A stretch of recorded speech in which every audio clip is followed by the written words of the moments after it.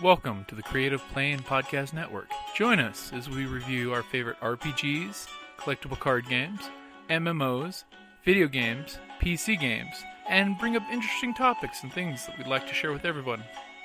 Sit back and enjoy the show.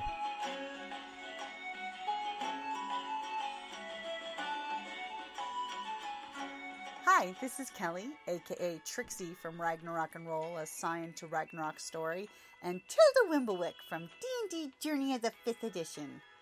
First off, I would just like to say thank you to everyone for listening to our varied adventures, as well as for rating us on iTunes and rpgpodcast.com. If you haven't rated us yet, we would greatly appreciate it if you could. And if you're looking for more ways to support our efforts, we are now on Patreon, a great site where you can help us continue making more podcasts, as well as some special surprises for our patrons. If you can, please look us up at www.patreon.com/cppn. Every little bit helps. And again, thank you for listening. Would you like to hear a useless camel fact? Yes. I'm sorry, I should probably introduce myself. I am Lieutenant William McAllister, nicknamed Dromedary Bill McAllister, from the United States Camel Corps, formerly then became the Confederate Camel Corps. Now I'm back to the United Earth Camel Corps. Point of it is I deal with a lot of humpies, and as such, I have a lot of experience dealing with them, and I picked up and learned a few things about camels. And here's a useless camel fact for you. You will never unhear this. So many of them. Do you know what? I can give them a. You want a flat one or a kind of a raunchy one? We'll start with a flat one. Camels are really smart. Camels, when they sit down in the sand, they will always align themselves either directly due east or due west. They will never align themselves north or south. And do you know why? Exactly. What about the sun there? Ding! You get a point. Oh, wait, let me get my camel ding on. Thank you. You can ring that bell. Why with the sun? Because the sun, if they're east or west, if they're north-south, the sun's going to hit one of them big woolly flanks, and this is going to bake them all day long. By sitting this way, you got a leaner profile, cuts down on the sunlight, keeps them cooler. Smart. That's camel. Uses camel fact number 17. Well, those of you are all here now, so I'm going to turn things over to the captain. Ladies and gentlemen, Captain Lord Tristan, and he will introduce the rest of the family. Good afternoon, ladies and gentlemen, and welcome to Creating a Steampunk Persona with the Atlantean Foundation. And this has been a panel that we actually had never really thought about putting on a panel like this, but we've been approached by a lot of folks over the years and ask us about the characters that we create and the performances that we bring to folks. And we figured, why not just share some of the techniques that we go through, especially when we have new members join that help create the characters that we bring to life for you. And, I know there have been panels like this, over the years. And, many people have said, some have been helpful, some haven't. We're not trying to do any of those folks, just our personal approach to it. Now, is there anyone out there that has started to create their own persona yet? You've got sort of a work in progress on it, and you're looking for just the next level to go to that. Very good. And then there's some other folks, I'm assuming, that probably, maybe have a name or a concept and would like to build on that. Is there some there? And how many of you here stumbled in here by accident thinking it was a buffet? All right. That's kind of what I figured, half the crowd. So, but basically, the way that we go about character creation, and what I'm going to do is give you a few insights into some of the steps that you can take. It's not a formal process. It really is almost a raw, etheric process to where you go where you want to go. There's no right or wrong way to create the persona that you want to create. And I'm going to allow you to chat with some of the other members of the Atlantean Foundation, and they're going to give you a little bit of insight into their characters. But first, I'd like to start by asking you a few questions. Sir, where did you go to high school? Escondido High School. So you knew that right off the bat. How about you? Where did you go to college? Did you go to college? I didn't go to college. Where did School of Hard Knocks in? Where did you go to high school? Rincon, California, and Tucson, Arizona. Rincon. Where were you born? Either one of you. Oh, San Diego. San Diego. Oh,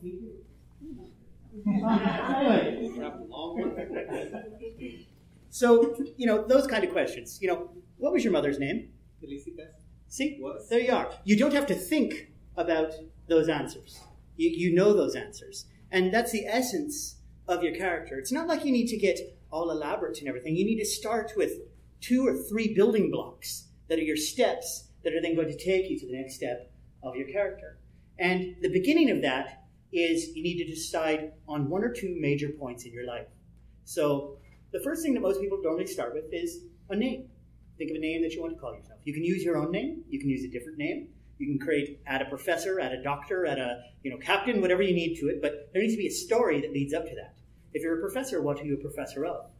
Well, then that leads to the next questions. And think of it almost like, a family tree, but instead of pairing that with family members, you're pairing that with events that have sprung off just that one event. And sometimes that's all that it takes, is that seminal event that creates the entire rest of the persona for you. Some people say, oh, well, I don't have a name yet, but I want to be a mad scientist. Okay, great. I want to be an airship captain. Wonderful. You can be really anything that you want to be, but it has to make sense. Now, a lot of that might be based upon the outfit. And the outfit that you've put together for yourself, the costume, the clothing, whatever you want to call it, that has to make sense as well. Because, if you're running around in, a pair of, coveralls and bare feet with grease stained all over your face, you're probably not going to be, the Tsar of Russia. And it also has to make sense as well. Because, with steampunk, we get a lot more creativity than with typical reenactment. And that's really where most of us came to steampunk from. We came from reenactment into steampunk. And when we first got involved in steampunk, we didn't know anything about it other than, hey, it looks like fun. We'd seen a few movies. We, talked to a few folks about it. But we figured, boy, we better be prepared. So we need props. We need clothing. We need to have our personas together. We need to just jump in. We need tents and we need everything. So, and we had most of this stuff from our other reenacting things, but we had to make steampunk appropriate type things. Wow, rerun. So we showed up and people were like, wow, where did you guys start doing that? Well, everybody doesn't do this. So it was a little bit of a surprise for us, I have to say, when we jumped in and found out that, most people were coming from a con side of it, and to where really all they did was dress up, and they might have a name or, one little gimmick or things like that, but there wasn't a lot of that. And that's kind of what allowed us to become sort of like, hey, we know them, but, it's been fun meeting folks and getting to know folks, and some people have come on board and said, hey, let's create characters. But going back to that first initial seminal event, as I said, the one that's going to kind of be the platform that sets your whole character off, that's entirely up to you. But a few things that I'll recommend. One, determine what time you want to be in. Because steampunk has time travel, and not everyone is going to be a time traveler. You don't have to be a time traveler. You don't have to be a time-traveling airship captain, ambassador of Luxembourg. Don't try to overdo it as well. Keep it simple to begin with. Come up with a single concept. But timing is important because even though it's we approach our steampunk with a heavy dash of Victorian and a smattering of steampunk. Other people like to come at it from the other direction. They want all the sci-fi and everything and the wings and the jetpacks, and we have no problem with that whatsoever. But we just have ours. So we've actually interspersed actual Victorian history in with most of what we do. But are any of you familiar with a role-playing game out there called Deadlands? Deadlands is a wonderful example of what I like to use. And basically, what that happens in that game is Earth history is normal all the way up into the Battle of Gettysburg. And then a major earth-changing event happens on that day, which completely changes everything, and then history goes sideways.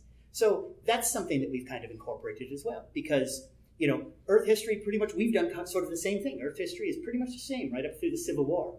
And then several discoveries and events that happened in our timeline have changed everything, which resulted in the invasion of Mars. Those of you who've been around, you've heard probably the stories and the songs about, the Atlantean Foundation and our portion of participation in the invasion of Mars. But we decided that was an important event in our timeline. And this is something, as you sort of take this would be more of a 2.0 discussion, but it's now taking your personas and forming groups of personas. But it's the same, the basics are the same.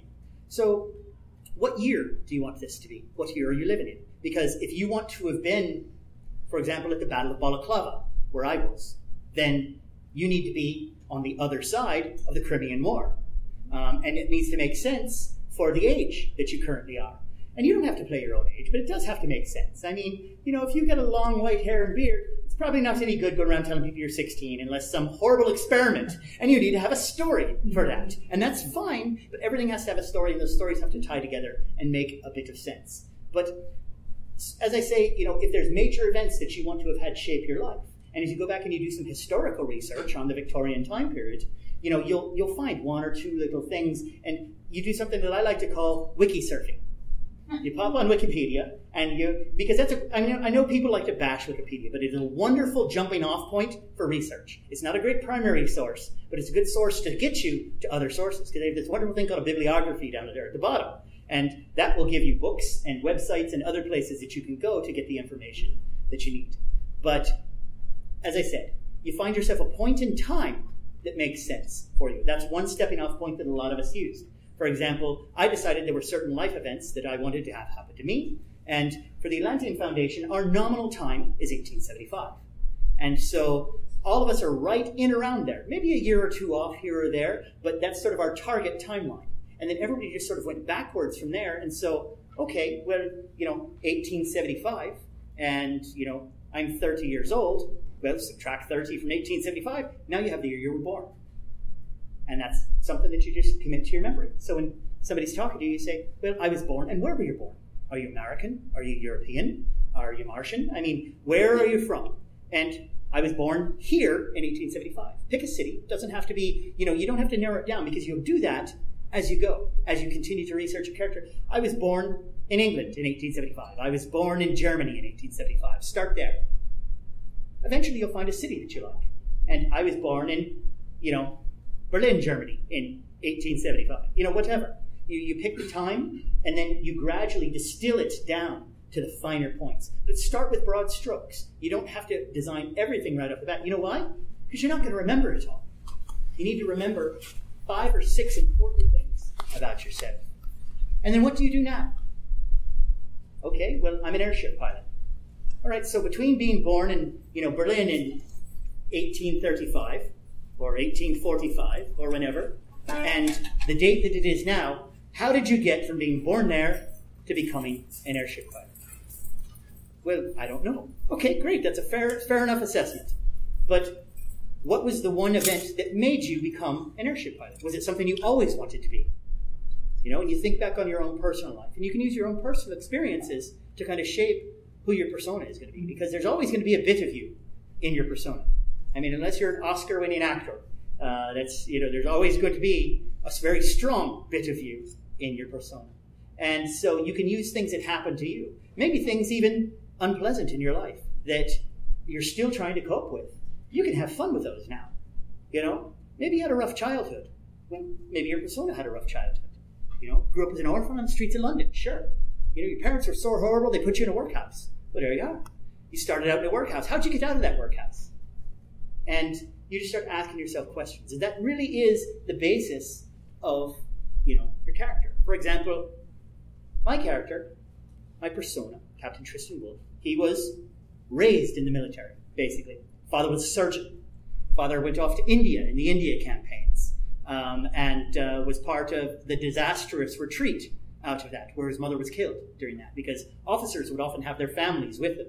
And that was so as we retreated over the mountains during the dead of the winter, and, we're fighting that entire way, and that's an actual event. I just happened to insert that. Now, how many of you out here are fans of historical fiction? Read, Bernard Cornwell, one of my favorites, Sharp's Rifles, that sort of thing, Archer's Tale.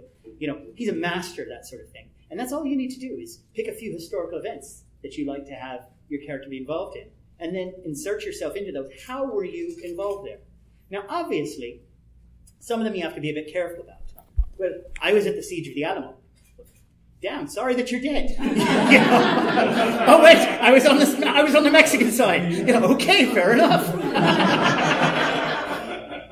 Or perhaps, in all of the confusion, a body fell on top of you and you were laying in a ditch off to the side. You fell off a wall, rolled down a hill, and ended up in a ditch.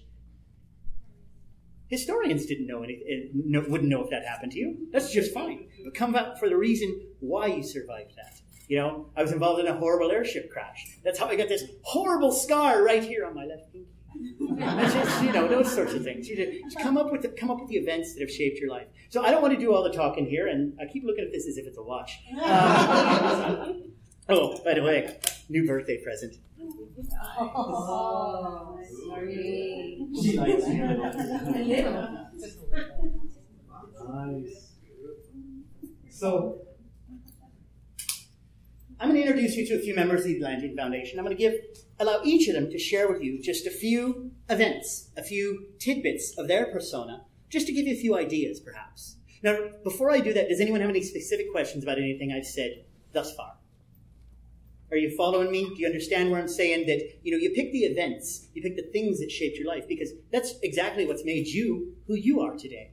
And that's all you're really doing, is you're creating a slightly different version of yourself in a different time with perhaps different skills, things like that. But you don't have to know how to fix an airship. All you need to know is about 5 or 6 terms that you can spout off to somebody who doesn't know how to fix an airship. And guess what? You sound like you know how to fix an airship. So I'm going to introduce, this is Lydia de Boucher, and she's another one of our founding members of the Atlantean Foundation. She's a professor of theology and parabiology. So I'll allow her to give you a few brief just tidbits about herself and how she came up with these things. Well, basically, I went back, and I'm from Newry, County Armagh, Ireland. So I kept that the same. I'm actually from a small village just outside of Newry.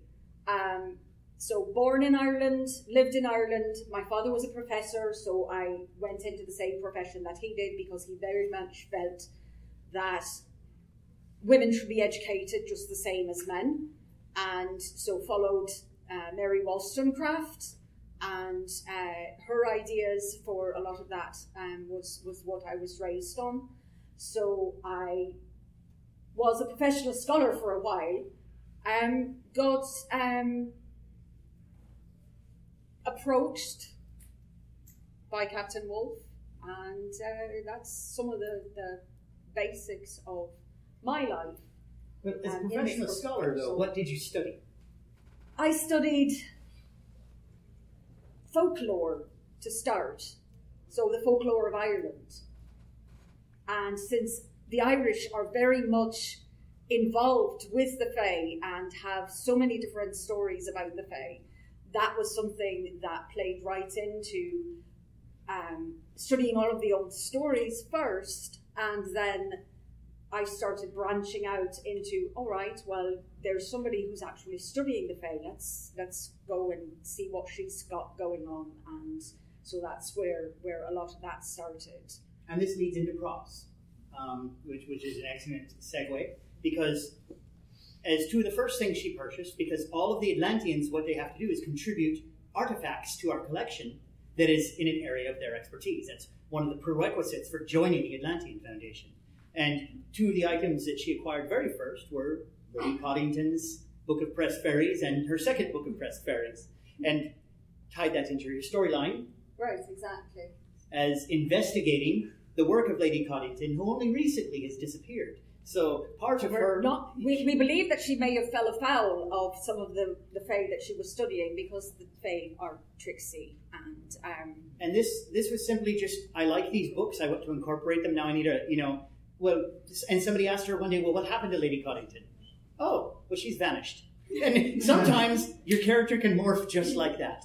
And now, how many of you have been to our Atlantean suite or to the Atlantean displays and heard the spiel that we do for you, give you the tour of all the exhibits? A few of you? Okay, well, we don't have the full display out this time, but if some of you would like a tour, just let us know, and we'd be happy to give you the tour of the displays that we do have out. A lot of that started with us at the very last minute for one of the first events we did, putting a whole bunch of things together and then just setting them out. And we didn't really think people would have as many questions as they did. But they had a lot of questions. And so we started making up stories. There is Atlantean canon that started with me there drinking whiskey going, well, that's this frog, you see, and it came out and so there's like I said, there's Atlantean canon that newer members, they have no idea that we didn't sit around writing this stuff for hours. It was basically me going, yeah, I'm just going to make up something about that for you. And some of those stories have even changed over the time. And that's fine to do that with your character as well. Because, if obviously we're going to change major things, that's going to be, noticeable to other folks. But you come up with a reason why. I don't know, maybe you have a doppelganger or something. It's something. But let's Squeak. Absolutely. This is Flight Officer Squeak. She pilots. Flight. Yes, First Flight Officer Squeak, who pilots the Osprey. The Osprey is our airship. And yeah, it's a bit of a madcap adventure. As I'm sorry. Make it a brief madcap adventure. Well, to say the least, we don't actually know where I was born. I was born somewhere on a train from about New York to about Mississippi. It all gets a bit wishy-washy. My father was actually a retired ballooners officer from the U.S. Balloon Corps. Yes, like hot air balloon. And a bit of a tinkerer, understandably, because technology was not that good, so... How did you become a pilot? I became a pilot because of him, actually, because of my dad. My dad and my mom, when my dad retired, my dad didn't want to stop flying. So he just kept flying, and when I was born, oh look, all three of us are flying. You're small, fit in that. Go twist that knob. Okay. Here, I need to go. So you sort of learned by accident. Yeah, pretty much. I need to go do something in the back, hold the controls. Okay! And that's a lot how I learned how to fly, and why it's not necessarily a comfortable experience. Yes, actually, my dad was the one who invented the Foxbat prototype. The Foxbat prototype is a somewhat jet-powered hang glider, almost type designed thing. For boarding actions between airships. Yes. My mom and my dad used it for stunt actions. They went around the country doing stunt shows with them. And then when we went to Mars, the government basically put out an ad in a newspaper, all pilots please apply. Nobody applied but me. That's probably because the last 12 of them that tried to fly the new Foxbat were killed. Well, I can't help user error. There you go. All right. So, anyways, so her piloting skills acquired by accident, not formally trained. You can have all sorts of different things, however you'd like. Your stories can be happy, they can be tragic. Lord and Lady Sterling, would the two of you care to speak a little bit for a few moments about who you are and how you came about joining the Atlantean Foundation? Good afternoon. My name is Lord John Sterling, 7th Baron Sterling. I was born in Ireland in 1826. My father, Robert James Sterling, was the 4th Baron Sterling.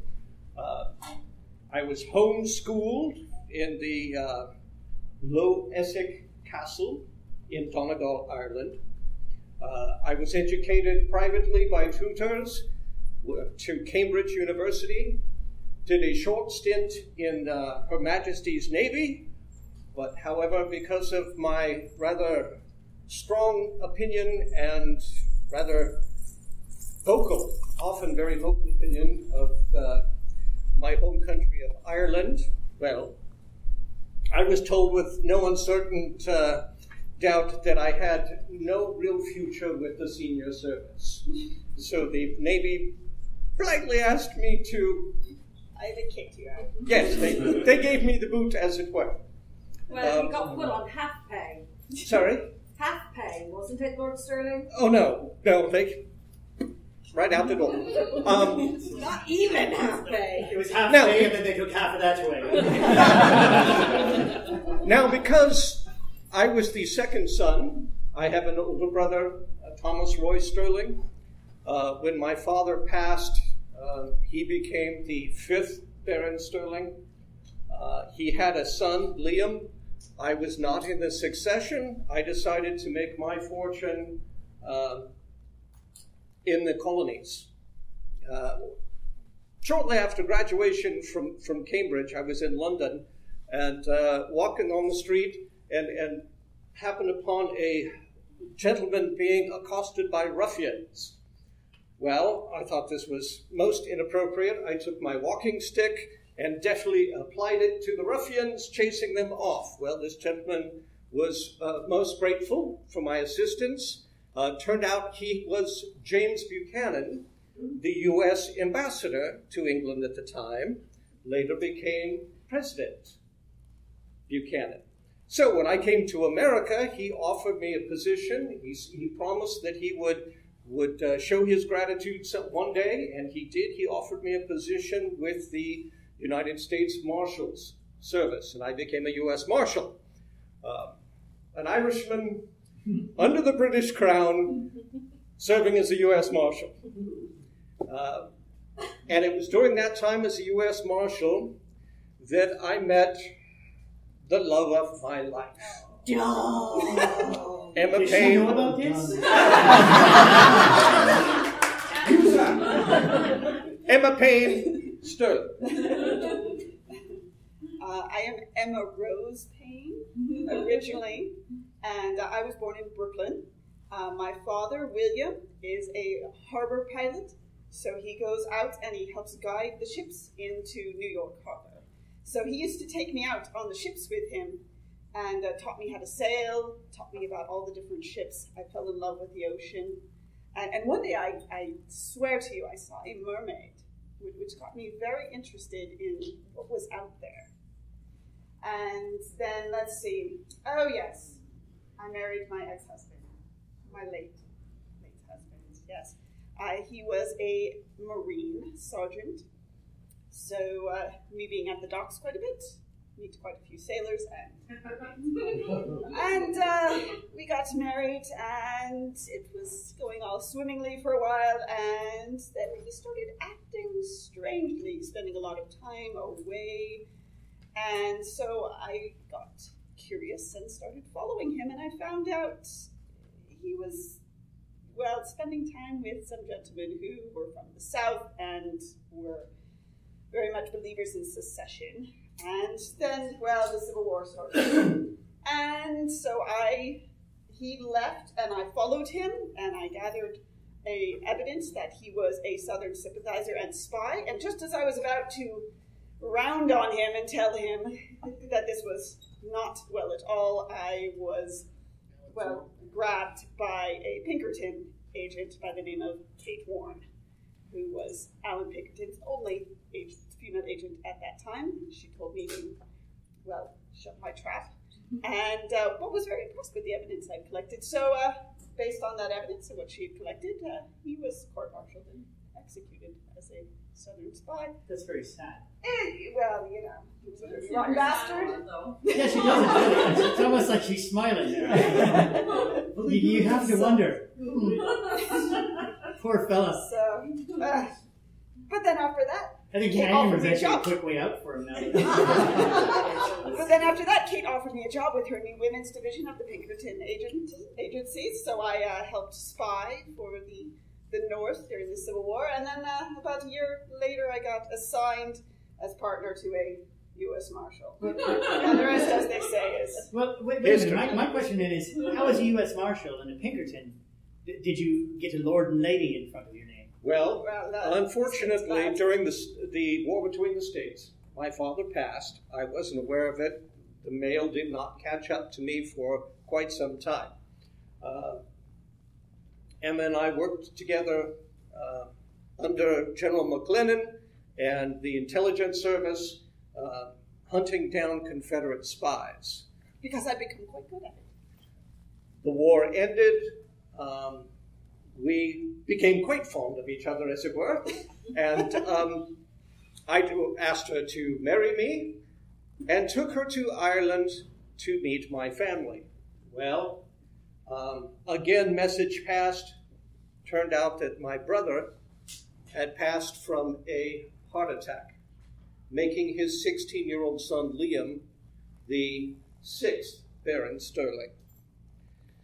Liam, while we were en route, had a riding accident, fell off of his horse while he was jumping, broke his neck, and died. Thus leaving me to take up the family duty and become the 7th Baron Sterling. That was quite a Now, surprising homecoming. the authorities in Washington are still trying to figure out how a U.S. Marshal and an English Baron living in Ireland works together. We're still working on that. Thanks. So, as you can see, the Atlantean Foundation, we're a multinational organization. We have members that are in America. We have members that are in Great Britain, England, Ireland. We actually also have an Australian division. They're not here with us today, but we do have an Australian division as well. And so we travel about the world and uncover different things. As a matter of fact, Diving Bell Hunley here, another of our members. Your minions are calling. They probably have something nefarious planned. Would you care to give them some brief insights into who you are? I will briefly, You yes. seem to be captured to your own contraption when you're retired, something like that. So I'm Davin Bell Hunley, and my daddy was the inventor, actually, of the Hunley, the first submersible, back during the Civil War. And, well, unfortunately, he did die. It went down and never came back up. But I learned a lot from that, and he used to always let me help him work on things, so I kind of had an idea of how to redesign the whole thing. And I came up with a Davin Bell, so it actually works with our submarine that we have. Oh, yeah, we have a submarine. Oh, yeah. Yes, They have a submarine. The Sedna. So for really deep down exploration, I have a Davin Bell that's connected. And I go up. down like Davin Bell. It goes down deep. I've heard that rumor. And so there I have gained quite a few artifacts that I've found from way down under the ocean and the mysterious depths. Which, Yes. by the way, one of the stated goals of the Atlantean Foundation is finding the lost city of Atlantis. And We've been looking. And those are That's things. underwater. Those are things that you can incorporate into your own personas as well. Now, we don't want to just spend the whole time telling you about ourselves, but we do hope that just some of the things that we've told you and some of the twists and turns in people's lives, much as we have those in our own everyday lives. I'm sure many of you look back upon your life and you kind of sometimes wonder, how the hell did I get where I am right now? I mean, you think about things that you wanted to do when you were younger and you had all these plans and everything, and then plans change. And you can apply those same types of things to your persona. But, hopefully your persona is somebody who you want to be. Because sometimes people end up in places in their lives where they're not particularly happy for a while, and this is an escape for many folks. So don't feel that you have to create, horrible events where your parents died and things like that in your persona. I mean, your parents could be alive and well and living in Droitwich. It's fine. And, sorry, I'm delving into Blackadder now, aren't I? Your mother's not dead. She's alive and well, living in Droitwich, shacked up with your Uncle Henry. I only told you that to soften the blow. But anyway, and take inspiration from anywhere. Feel free to steal blatantly. And that's the beautiful thing about the steampunk hobby and we've done a bit of that. There's certain films that are required viewing in the Atlantean Foundation. Some of you might have guessed Stargate is one of them. The Mummy is another one. And we borrowed heavily from all of that sort of adventure-y, pulp fiction type of stuff out there. And, you could borrow from the science fiction portion, the Journey to the Center of the Earth, which we actually have a member who's related to the fellow who made the Journey to the Center of the Earth. And this is only about half of our membership right here now. They were talking about how, they have a submersible. Well, we have an inventor who actually invented that submersible, and he invented many wonderful things that he just couldn't build Including our time machine. But they were looking at through some of his drawings one day, and they said, "What's that?" And he says, "Oh, it's a submersible. You've built a submersible? Oh no, it would be far too expensive to build." and but I could build it, and but when you go from being a U.S. Marshal to a Baron, you get a bit of a pay raise, and that's when I just looked at him and I said, "Darling, buy me this." And of course I did. And he says, all right, Wonka, how much? I mean, no, all right, Whitney, how much for the submersible? It'd probably be about, £1 to £2 million. And he said, will you take a check? And so, little things like that to tie your persona into other people's persona. And that's half of the fun, is once you have the basics of your own persona, you can create the relationships. Because this is what really life is about and what your stories are about. Because if I were to ask any one of you, and just think about it right now, what are some of your favorite moments in life? What are some of your favorite stories? What are the ones that when you think of, they make you laugh? They most likely involve your friends, or people that were your friends, or weren't your friends at the time but are now. And that's really what ties everything together. And the fact that we all know each other's stories. And we don't know all of them. I mean, we know bits and pieces, but we learn a little bit about each other each time we do a talk, or each time we hear each other speaking to other people about who we are. And it just becomes natural at that point, I was born in Cork, Ireland. It's, very plain and simple. If you ask me where were you born, I was born in Cork, Ireland. My father was a soldier. He was a surgeon in the army. I know these things about me because they're things that happen to me, and you need to come up with these details. And that's why I say start small. Start with 3, 4, half a dozen, the key similar moments of your life that and then improvise the rest. And then if you decide that's not fitting, well, change it. There's nothing set in stone here. No one's going to hold you to that for the most part, unless, you have an adoring fan of people that follow your fan fiction or something, and then they might get a little upset, because those folks are vicious. Just saying. It's those types of things that allow you to create your own persona. But remember the key points, the key things that make you who you are, the time in your life. You are how old you are in reality. There's nothing that's going to change that unless science advances very rapidly over the next few years. You are how old you are. Or you lie like I do. And go within 5 years either direction. It can be within 10 years. Plausible. As long as you have a reason for how old you are. But in your reality, in the reality of you, who you are in this world, you are how old you are. So there's nothing that's going to change that. You've been where you've been. You grew up where you grew up. Now, and also think about some realistic things. For example, if you want to play a character who's German, you should work on cultivating a passable German accent. Because if you walk around just talking in your ordinary American accent and, you say, I'm from Germany, well, you certainly sound funny, for being from Germany.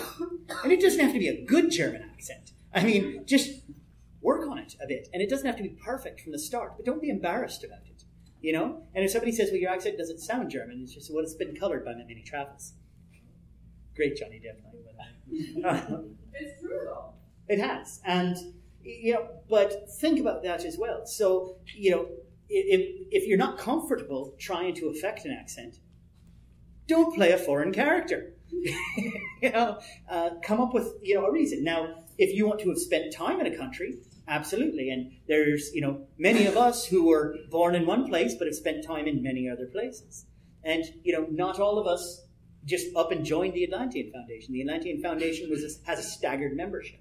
The Atlantean Foundation begun when, I, as part of my military career, led an expedition to Egypt. And we encountered the city of Hamunaptra. Some of you are probably already familiar with this story. So you can tell where I've borrowed a bit of mine. That expedition ended horribly and in failure. And when I came back home, Horse Guards offered me the opportunity to retire. Yes. Basically, you can retire or you can be court-martialed. And the only reason I was allowed to retire and not be court-martialed is because I come from a landed family. And, if I was just any, old simple soldier, I would have probably been flogged and court-martialed.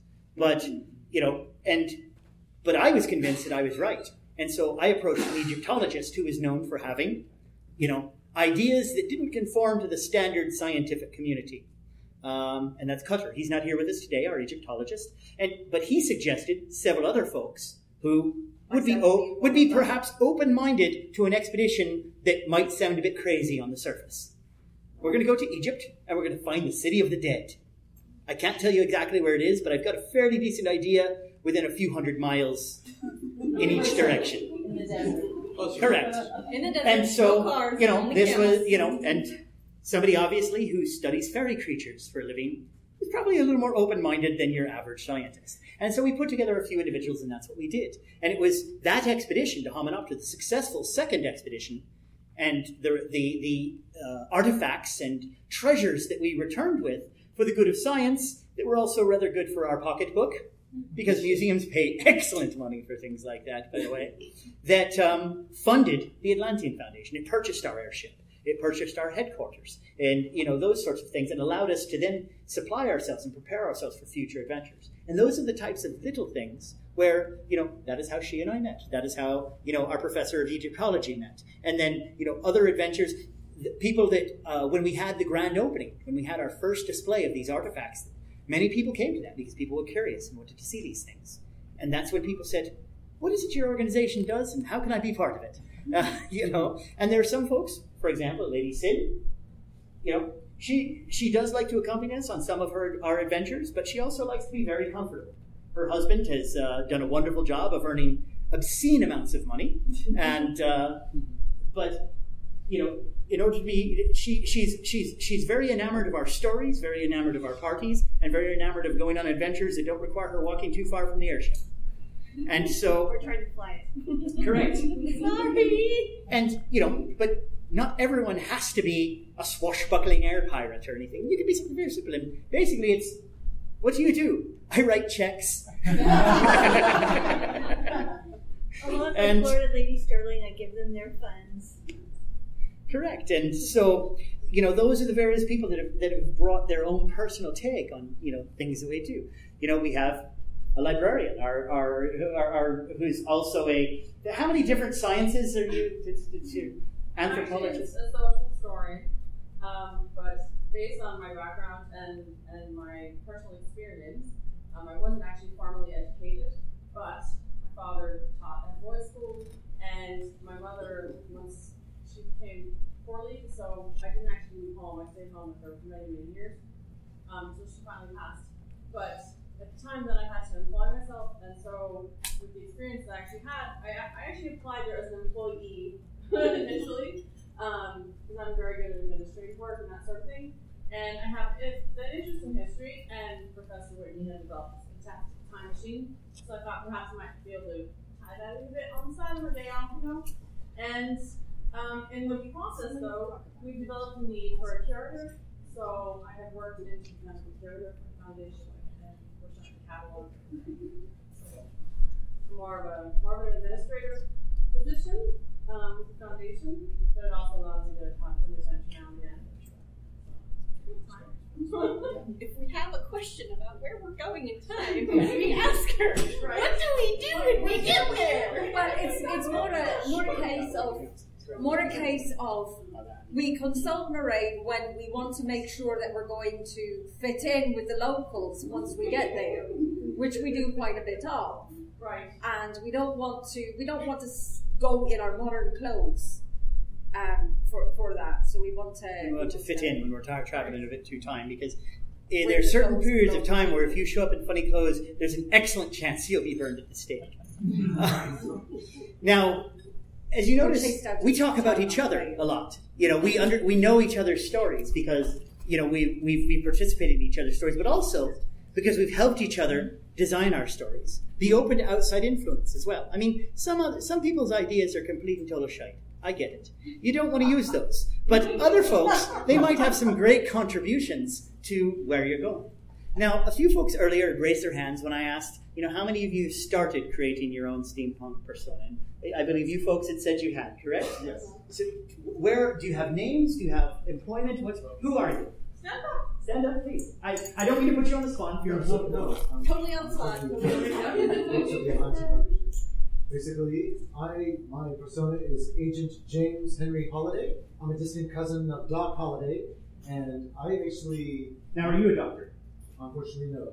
That was my distant cousin. I see. he was friends with Roger, but I can tell you one persona at the time is basically, I was born in Philadelphia to a very wealthy, very privileged family. We were actually, my father was a veteran of the War of 1812. We were basically military, so to speak. And later, my father decided to admit me to West Point. So I was in the class of 1844, along with my brother, and we fought in the Mexican War, and later I was employed in the government as the first officer at the time.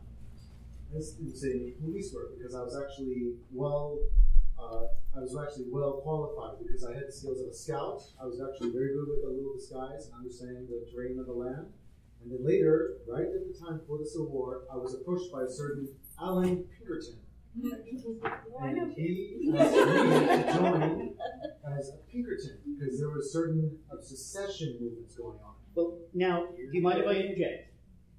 So, wonderful. So, you two now have just discovered, hey, we both worked in the Pinkerton. So, you would say, oh, well, where did you work? Or did we meet, perhaps? I just wore a lot of disguises, that sort of thing. I mean, this allows for fun conversations with folks, because when multiple people have personas created, and you know about the events of your life, and suddenly you find someone else who is there at another event of your life. Well, where were you?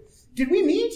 I remember you now. You know, it allows for some really fun moments that you can create, where it's more than just, you know, I come to a convention, I dress funny, I listen to a few people talk, I drink some, and then I go home. So now, would you be open to a suggestion? Now, and I realize this might have been just because we were talking about this is a persona workshop. But unless you are in a persona workshop or in a creation process, never refer to it as my persona. You step into it, and it is I.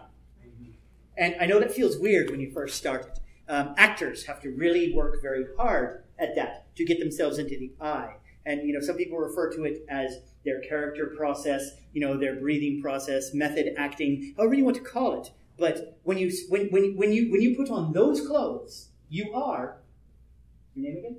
Agent James Holiday. You are Agent James Holiday. So when somebody asks, who are you? You don't say, my persona is, you say, Agent James Holiday, a pleasure to meet you. And, you know, and that way, you've taken the first step into becoming yourself.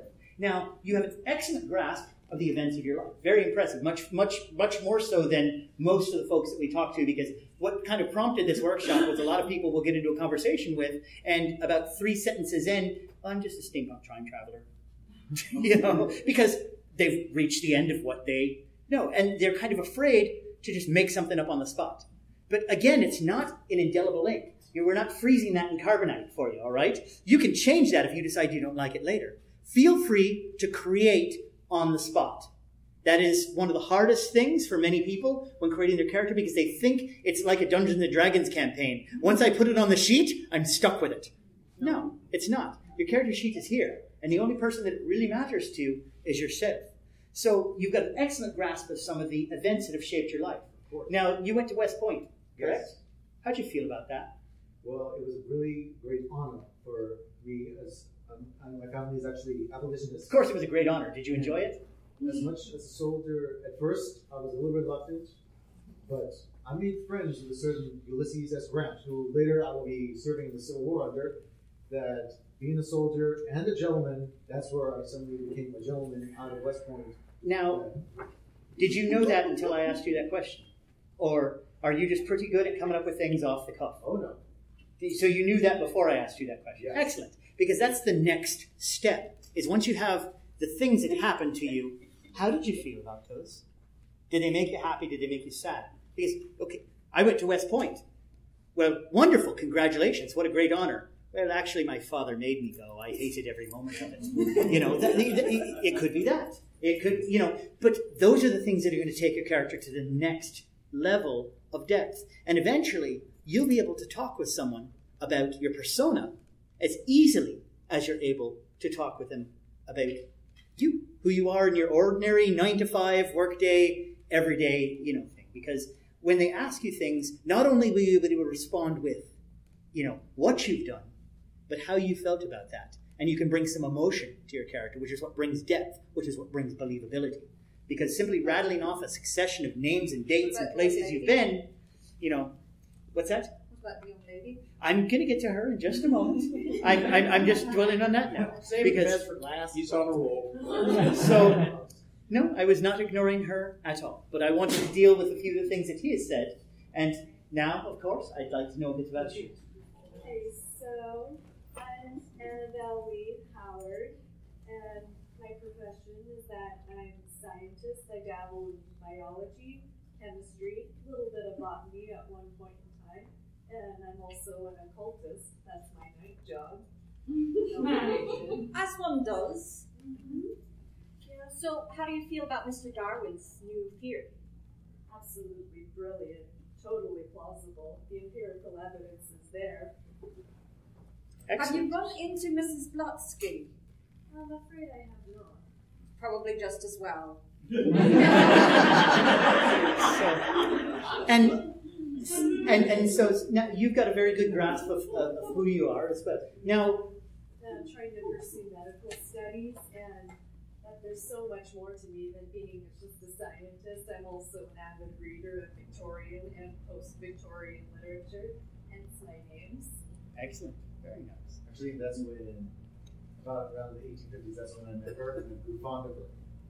So now, what time period are you in your timeline? We're basically from around the 1840s till 1911. All right. But do you just travel back and forth through time, or is there what I mean? Like, what time is it right now for you? What year is this that we're living in today? Well, right now we are in 1865, July 1865. So, again, are you open to just a suggestion? Yes. So, and I'm not sure if you were tying this a little bit in with, your actual self and tying it in, but you said you read Victorian and post-Victorian literature, but there is no post-Victorian literature yet because we're in the 1860s. We're still in the Victorian period. And, even Victorian literature at that time, I enjoy modern literature. Penny novels. Of course. So, no, but both of you, very wonderful. And thank you very much for standing up and sharing with us. Like I said, if you'd like to come by and tell us some more about your characters a bit later, about your personas, we'd love to have you to the Atlantean Suite and share a drink with us and show you some of the artifacts. And this extends to anyone in here. The Atlantean Suite is not going to be open as much as it has been in years past, but we're in room 2208, which is, if you know where the con suite is, it's the room directly above that. So you just go up to the second floor, and we're right on that corner there above the con suite. There's a big Atlantean symbol mirror, and those of you who have seen the Atlantean symbol right there, which is also the symbol for Earth, because we believe that the city of Atlantis actually was an alien civilization, because on Mars we found an amazing piece of stone on Mars. It was the red Martian rock. Now, how many of you have heard of the Rosetta Stone? An amazing find of science, correct, allowed for the translation of many languages. Well, there was an exact copy of the Rosetta Stone on Mars, or at least a fragment of it, but with one extra language in it. And this was a symbol that appeared repeatedly in that language. And from what we were able to decipher, this was the symbol for that civilization's home on our planet. And so we found this symbol intermixed with Egyptian hieroglyphs in the city of Hamunaptra. And so that is what sparked our journey to find the seat of this alien civilization on our planet, which so far we've been unsuccessful in locating, but we're confident that one day we will. In the meantime, we've had many other wonderful adventures, and we'd be happy to tell you about those at some other time. But right now it's more about, you folks. Now, Lord Sterling, you said you had something that you can add a few other stepping off points? Indeed. Stay. No. That wasn't me. I'm going to step out of Lord Sterling for just a minute. My real first name is Michael. I'm retired from one of the major law enforcement agencies here in Southern California. That's the television way of describing that. I can't tell you who it was. How did I come up with Lord Sterling? I went for the first time to a Civil War event out in Simi Valley. I was dressed in Victorian proper. Tailcoat, top hat, as I will be dressed on Sunday. people thought I was part of the reenactment, having been a Renaissance Fair reenactor for years and years and years and years. Somebody walked up to me and basically said, thank you so much. I will be very brief. Asked me, who are you? And I made up John Sterling off the top of my head. My name is John, and I looked at the top of my cane that I was carrying, which was made of sterling silver. I'm John Sterling. I am the unofficial representative of Queen Victoria because, as you know, England has not chosen a side in your little conflict between your states. That was the stepping off point for my character. As Captain Wolf so eloquently said, I started with here in this point. Where does it go back to? So, I mean, I figure I'm about this old, so I'm going to be born about this year. How did I become a baron? John Sterling didn't start as a baron. That was a creation. He became a marshal first, became a baron, and in reality, as I built the story.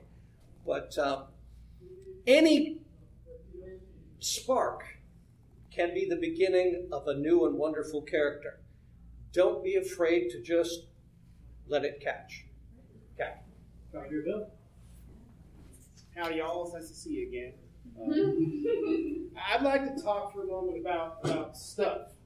That sort of seems to be the final component. For me, my story started with an episode of Mysteries at the Museum and one of these here bells.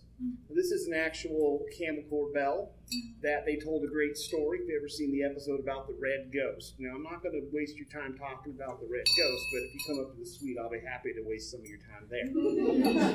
Now, but it all started with this thing, and when I started joining the guild and talking to our members, they said, well, you got to make sure you look the part.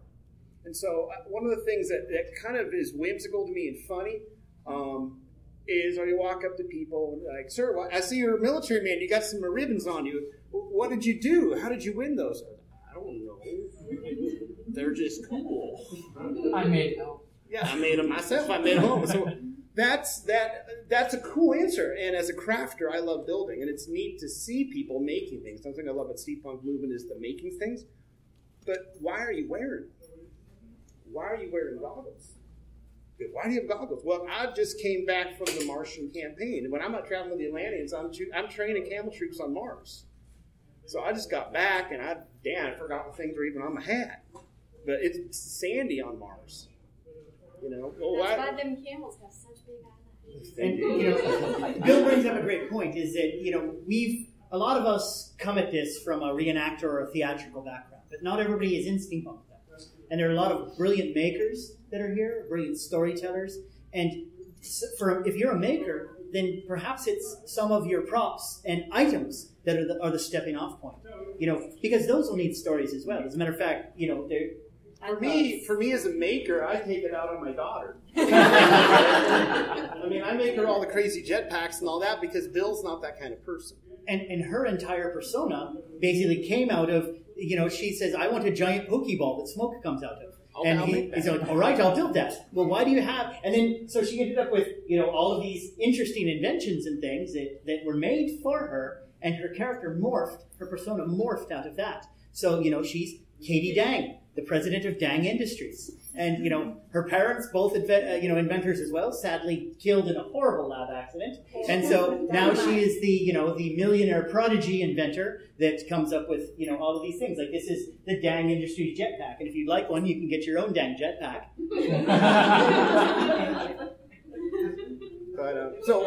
But for instance, every choice you're making about something you wear, thank you, should be something you should consider.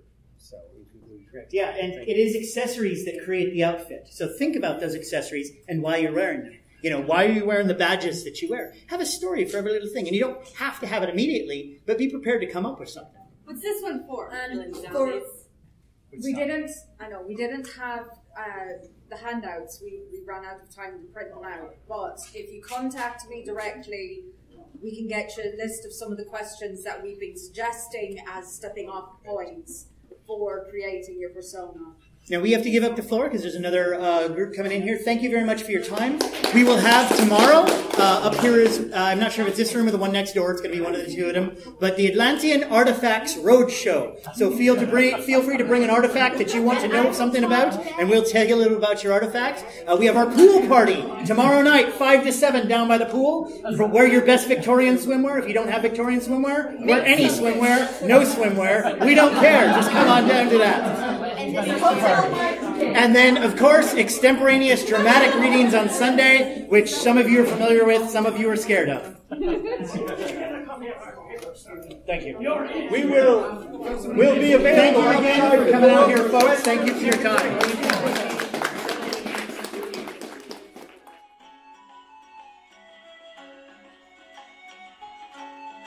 Thank you for listening to the Creative Play and Podcast Network. And feel free to enjoy our other shows, such as D&D Journey of the 5th Edition, and Scion Ragnarok and Roll, a Scion hero to Ragnarok story. Thank you for listening.